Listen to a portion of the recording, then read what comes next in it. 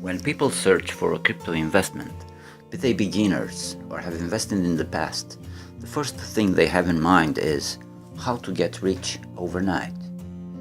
In other words, how high will the value rise in the next future? Out of a group of 100 possible crypto investors, only one, or maybe two, or maybe none of them may care to ask which one is the best. While many people are rich from crypto trading, some also went bankrupt.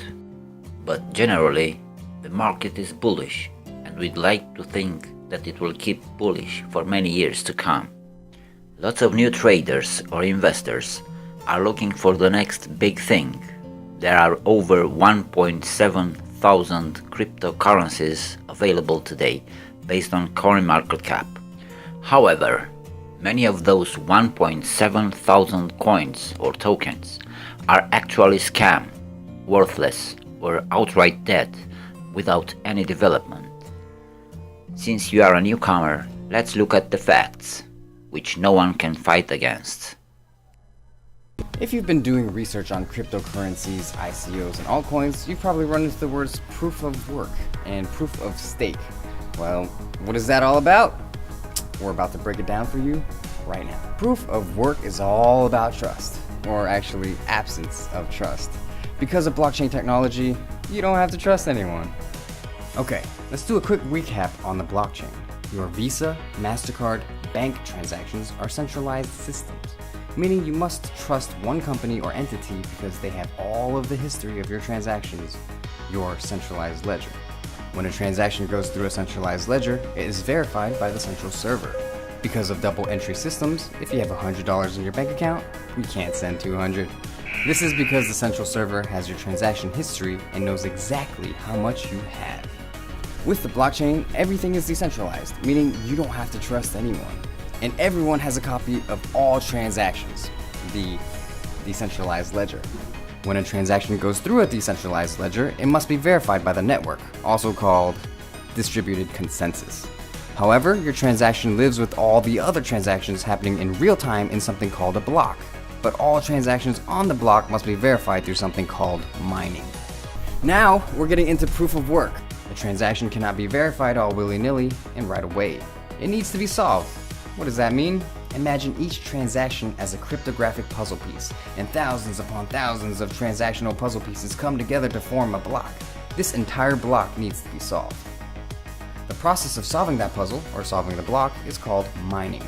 If you Google Bitcoin mining, you'll see people with hundreds upon hundreds of computers mining for Bitcoin. They're all trying to solve these blocks using vast computing power. Why do some miners have a ton of computers solving the blocks? Well, because the more computers you have, the faster you can solve the blocks, and it results in money. However, there's a downside. In the process of mining, miners are using tons of resources. First, they're buying expensive hardware called ASICs, or application-specific integrated circuits, and then they use electricity that burns off as heat. They can't let the computers overheat, so in some cases fans are installed to cool down the hardware, so you end up using even more electricity. It's a vicious cycle. But all of that energy is used to solve the block, and after that block is solved, that block gets added to the public blockchain. Some miners have even located their mining operations in Iceland to take advantage of the cheap geothermal energy. So, it's a vicious cycle of resources. But why waste all these resources just to solve the blocks? Well, first, it's to validate each transaction. What's the point of having a cryptocurrency if you can't use it as a currency? And second, you get rewarded. But why even mine at all? Why solve these block puzzles? It's all about security. Just think, more miners equals more security. So that's proof of work. It involves the process of mining so that we could validate transactions. The miners get their reward, and another block gets added to the public blockchain. So, what is proof of stake? We got Ethereum getting ready to move to proof of stake on the horizon.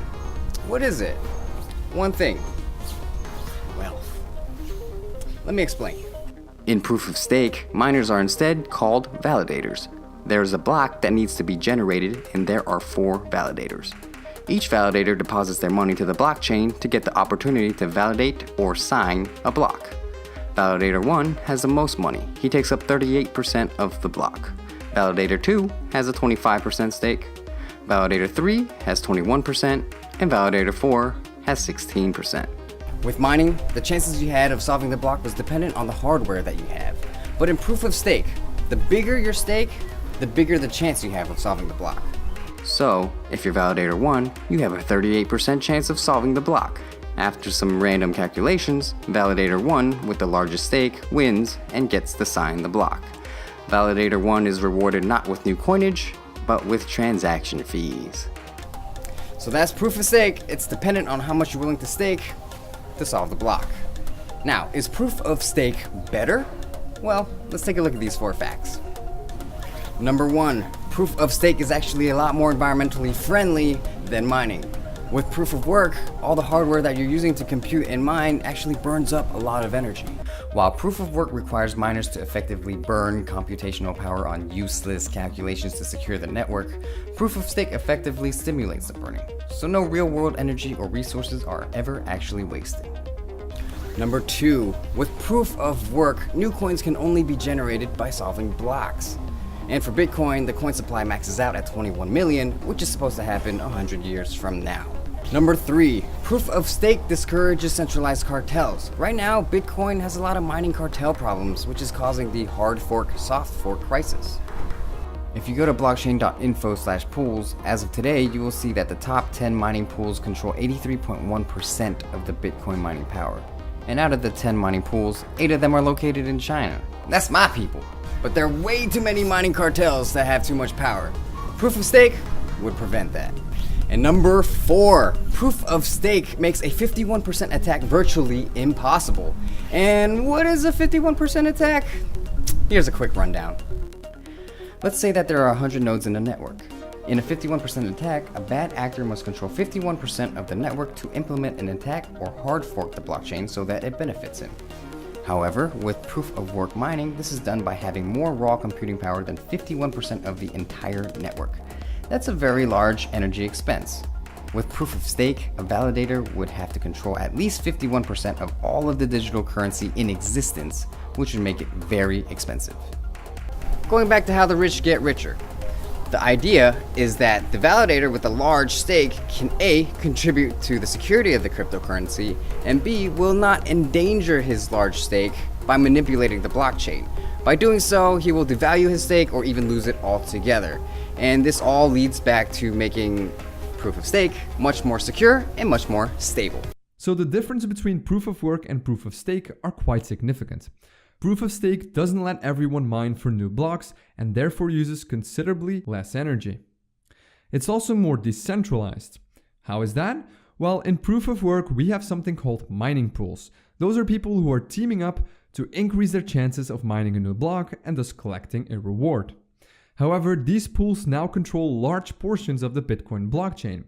They centralize the mining process, and that could be very dangerous. If the 3 biggest mining pools would merge together, they would have a majority in the network and could start approving fraudulent transactions. Another important advantage is that setting up a node for a proof of stake based blockchain is a lot less expensive compared to a proof of work based one. You don't need expensive mining equipment, and thus proof of stake encourages more people to set up a node, making the network more decentralized and also more secure. But even proof of stake isn't perfect, and it also has some flaws. Now you might think, hold on a minute, if I buy a majority stake in the network, I can effectively control it and approve fake transactions. And you would be correct. This is called the 51% attack, and it was first discussed as a weak point of the proof of work algorithm. If a single miner or group of miners can obtain 51% of the hashing power, they can effectively control the blockchain. Proof of stake, on the other hand, makes this attack very impractical depending on the value of a cryptocurrency. If Bitcoin would be converted to proof of stake, acquiring 51% of all the coins would set you back a whopping $79 billion. So the 51% is actually less likely to happen with proof of stake. But that's not the only risk. Proof of stake algorithms also have to be careful how they select the next validator. It cannot be completely random because the size of the stake has to be factored in. But at the same time, the stake alone isn't enough because that will favor rich people who will get chosen more frequently, will collect more transaction fees, become even richer, and thus increase their chances of being chosen as a validator even further.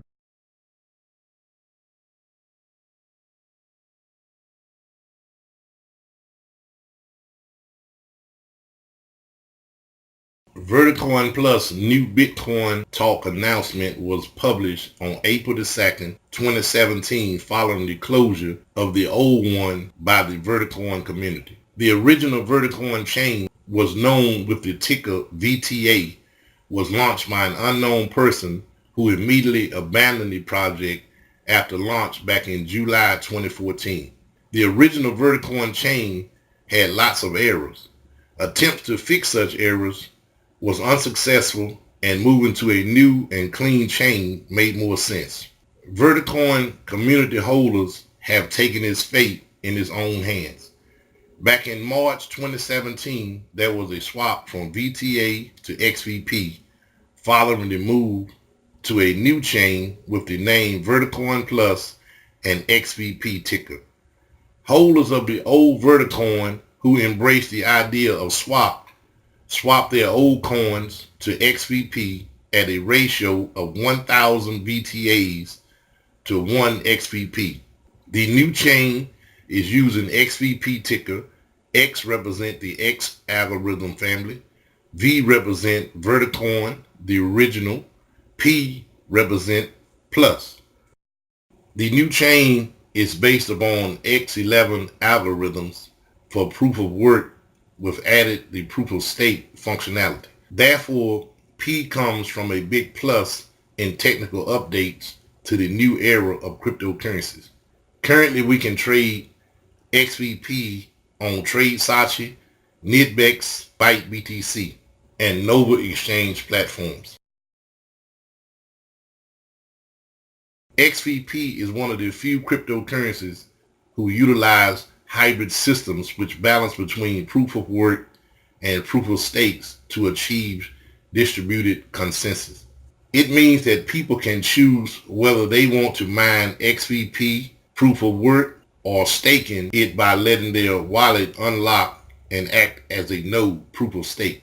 Being a hybrid system, XVP solves many of the issues associated with pure proof of work or proof of stake. With the new hybrid system, a block can either be a proof of work block or a proof of stake block added to the chain. We can find out which block system is currently active by visiting the Block Explorer.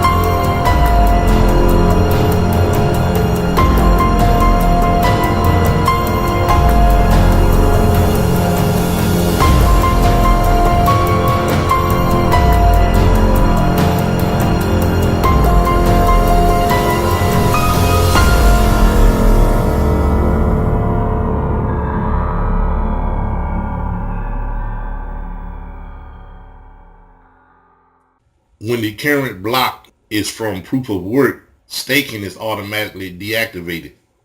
When the block changes to proof of stake, staking will be activated again. Another big advantage of using hybrid proof of work and proof of stake is the fact that it is nearly impossible to get 51% network attack. The attack on proof of work blocks will cause the chain to retarget, thus resulting to only temporary control of the blocks. Meanwhile, attack on proof of stake blocks will require astronomical amounts of money. By using this system, XVP is way more secure to 51% network attack than the other coins which purely use either proof of work or proof of stake consensus.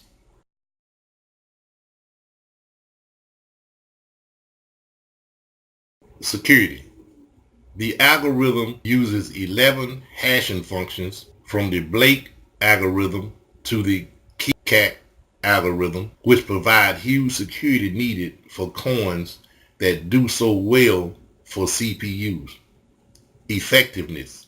X11 gives amazingly fast hashes for both GPUs and CPUs. It also keeps GPUs over 30% cooler, making your expensive graphic cards less prone to overheating.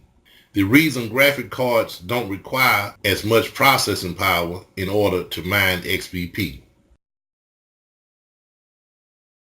XVP has a maximum supply cap of 100 million coins that will ever be available. Out of the total possible supply of 9 million XVPs were pre-mined and used for swapping DTA for XVP back in March 2017 at the ratio of 1,000 to 1. Total coins in circulation today stands at almost 12 million coins.